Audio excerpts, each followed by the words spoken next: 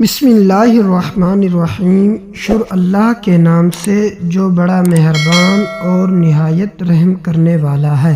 حضرت موسیٰ علیہ السلام اور فرعون کا قصہ قرآن کریم اور دیگر الہامی کتابوں میں عبرت اور نصیحت کا ایک عظیم باب ہے۔ یہ واقعہ حق اور باطل کی اس جنگ کو بیان کرتا ہے جہاں بظاہر مادی طاقت فرعون کے پاس تھی، لیکن فتح اللہ کی تائید سے حضرت موسیٰ علیہ السلام کو ملی۔ اس واقعے کے اہم پہلو درج ذیل ہیں۔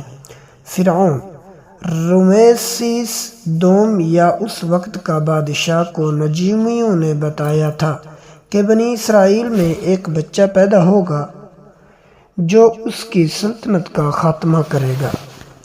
فرعون نے اس خوف سے بنی اسرائیل کے تمام نومولود لڑکوں کو قتل کرنے کا حکم دے دیا۔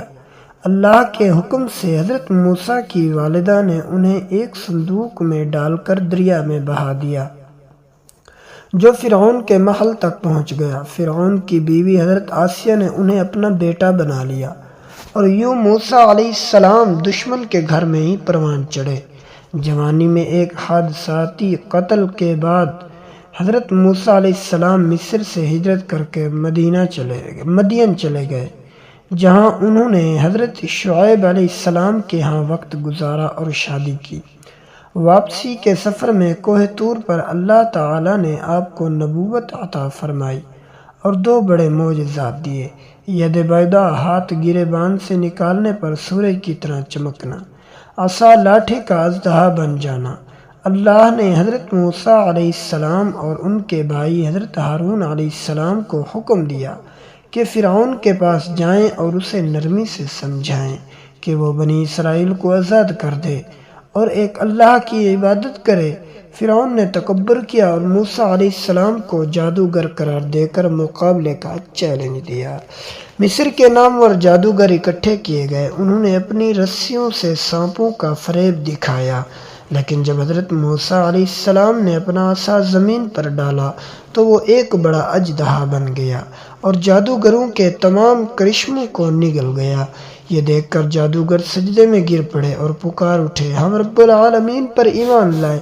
فرعون کے مظالم جب حد سے بڑھ گئے تو اللہ کے حکم سے حضرت موسیٰ علیہ السلام رات کے وقت بنی اسرائیل کو لے کر مصر سے نکلے۔ فرعون اپنے لشکر سمیت ان کا پیچھا کرنے لگا۔ جب بنی اسرائیل سمندر بحر قلزم کے کنارے پہنچے تو سامنے سمندر تھا اور پیچھے فرعون کی فوج۔ اللہ نے فرمایا، اپنا عصا سمندر پر مارو۔ عصا مارتے ہی سمندر میں 12 رستے بن گئے اور بنی اسرائیل بخیریت پار اتر گئے۔ جب فرعون نے اپنے لشکر کے ساتھ ان راستوں پر قدم رکھا تو اللہ کے حکم سے پانی دوبارہ مل گیا اور فرعون اپنے غرور سمیت غرق ہو گیا۔ ڈوبتے وقت اس نے کہا کہ میں موسیٰ کے رب پر ایمان لایا، لیکن اس وقت کی توبہ قبول نہ ہوئی۔ قرآنی حقیقت: اللہ تعالیٰ نے فرعون کی لاش کو محفوظ کر لیا تاکہ وہ آنے والی نسلوں کے لیے عبرت کا نشان بنے۔ آج بھی مصر کے عجائب گھر میں اس کی لاش موجود ہے۔ اگر ہماری ویڈیو اچھی لگے تو چینل کو سبسکرائب ضرور کیجیے گا۔ جزاک اللہ خیرا۔ حضرت موسیٰ علیہ السلام اور فرعون کا قصہ قرآن کریم اور دیگر الہامی کتابوں میں عبرت اور نصیحت کا ایک عظیم باب ہے۔ یہ واقعہ حق اور باطل کی اس جنگ کو بیان کرتا ہے جہاں بظاہر مادی طاقت فرعون کے پاس تھی، لیکن فتح اللہ کی تائید سے حضرت موسیٰ علیہ السلام کو ملی۔ اس واقعے کے اہم پہلو درج ذیل ہیں۔ فرعون رمیسیس دوم یا اس وقت کا بادشاہ کو نجومیوں نے بتایا تھا کہ بنی اسرائیل میں ایک بچہ پیدا ہوگا جو اس کی سلطنت کا خاتمہ کرے گا۔ فرعون نے اس خوف سے بنی اسرائیل کے تمام نومولود لڑکوں کو قتل کرنے کا حکم دے دیا۔ اللہ کے حکم سے حضرت موسیٰ کی والدہ نے انہیں ایک صندوق میں ڈال کر دریا میں بہا دیا جو فرعون کے محل تک پہنچ گیا۔ فرعون کی بیوی حضرت آسیہ نے انہیں اپنا بیٹا بنا لیا اور یوں موسیٰ علیہ السلام دشمن کے گھر میں ہی پروان چڑھے۔ جوانی میں ایک حادثاتی قتل کے بعد حضرت موسیٰ علیہ السلام مصر سے ہجرت کر کے مدین چلے گئے، جہاں انہوں نے حضرت شعیب علیہ السلام کے ہاں وقت گزارا اور شادی کی۔ واپسی کے سفر میں کوہ طور پر اللہ تعالیٰ نے آپ کو نبوت عطا فرمائی اور 2 بڑے معجزات دیے: ید بیضا ہاتھ گریبان سے نکالنے پر سورج کی طرح چمکنا، عصا لاٹھی کا اژدہا بن جانا۔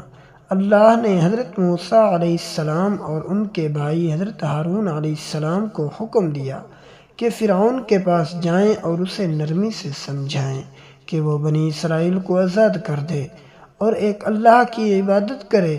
فرعون نے تکبر کیا اور موسیٰ علیہ السلام کو جادوگر قرار دے کر مقابلے کا چیلنج دیا۔ مصر کے نامور جادوگر اکٹھے کیے گئے، انہوں نے اپنی رسیوں سے سانپوں کا فریب دکھایا، لیکن جب حضرت موسیٰ علیہ السلام نے اپنا عصا زمین پر ڈالا تو وہ ایک بڑا اژدہا بن گیا اور جادوگروں کے تمام کرشموں کو نگل گیا۔ یہ دیکھ کر جادوگر سجدے میں گر پڑے اور پکار اٹھے، ہم رب العالمین پر ایمان لائے۔ فرعون کے مظالم جب حد سے بڑھ گئے تو اللہ کے حکم سے حضرت موسیٰ علیہ السلام رات کے وقت بنی اسرائیل کو لے کر مصر سے نکلے۔ فرعون اپنے لشکر سمیت ان کا پیچھا کرنے لگا۔ جب بنی اسرائیل سمندر بحر قلزم کے کنارے پہنچے تو سامنے سمندر تھا اور پیچھے فرعون کی فوج۔